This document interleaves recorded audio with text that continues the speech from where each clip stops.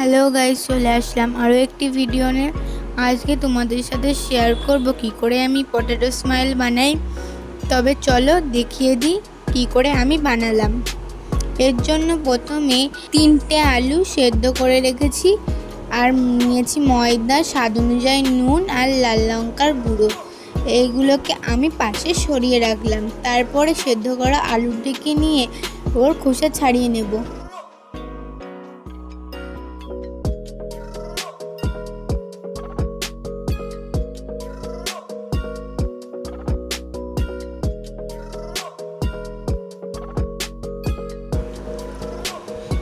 খোসা ছাড়ানো হয়ে গেছে, এগুলোকে আমি একটা অন্য পাত্রে নিয়ে নিলাম। তারপর ভালো করে হাত দিয়ে আলুগুলোকে একটু ম্যাশ করে নেব।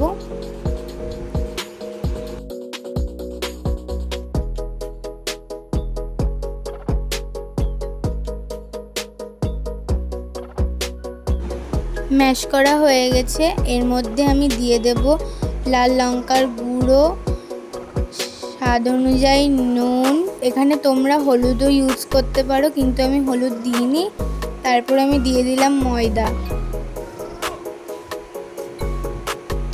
দিয়ে ভালো করে একটা মণ্ড করে নেব।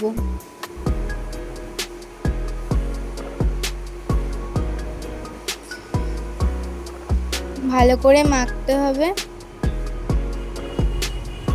মাখা হয়ে গেছে, এর উপর থেকে একটু সাদা তেল ছড়িয়ে দিয়ে আর একটু ভালো করে মেখে নেব।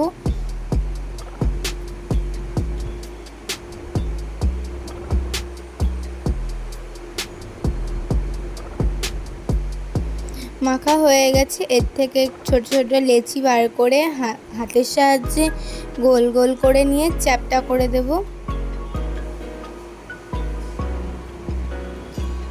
এরকম ভাবে আমি বাদবাকিগুলো করে নিলাম।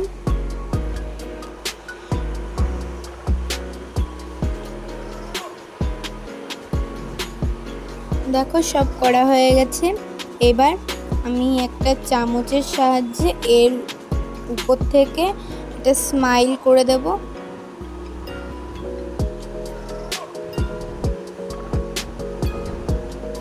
তারপর একটা পেনের শীষ নিয়ে এর চোখ করে দেব। এরকম করে বাদবাকিগুলো আমি করে নিলাম। দেখো সব করা হয়ে গেছে। কড়াই গরম করতে বসিয়েছিলাম, কড়াই গরম হয়ে গিয়েছে। ওর মধ্যে আমি দিয়ে দিলাম তেল, সাদা তেল।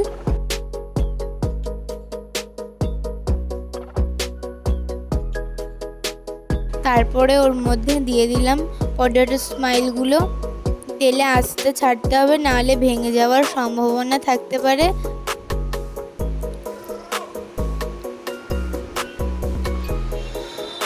এরকম করে আমি এক একটা করে দিয়ে দিলাম।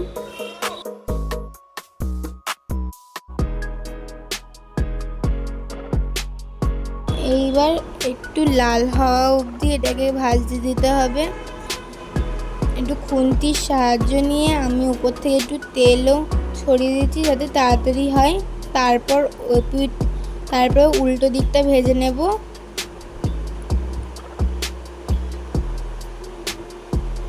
ভালো করে ভাজতে হবে, লাল লাল করে, না হলে ভিতর থেকে কাঁচা থেকে যাওয়ার সম্ভাবনা থাকতে পারে।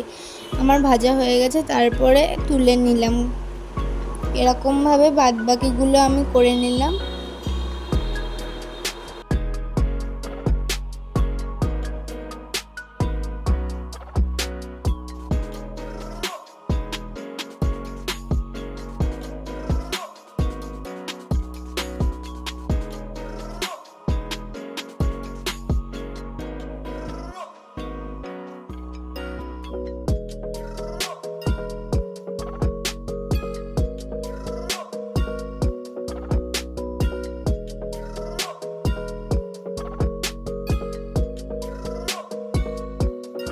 তো তোমাদের ভিডিওটা কেমন লাগলো অবশ্যই কমেন্ট করে জানাবে। ভালো লাগলে আর চ্যানেলটিকে সাবস্ক্রাইব করার অনুরোধ রইল, আর পেজ থেকে দেখলে পেজটিকে ফলো করার অনুরোধ রইল। তোমরা এইভাবে একবার বাড়িতে ট্রাই করতে পারো, খুব খেতে ভালো হয়। তো ভিডিওটা এই পর্যন্ত, টাটা।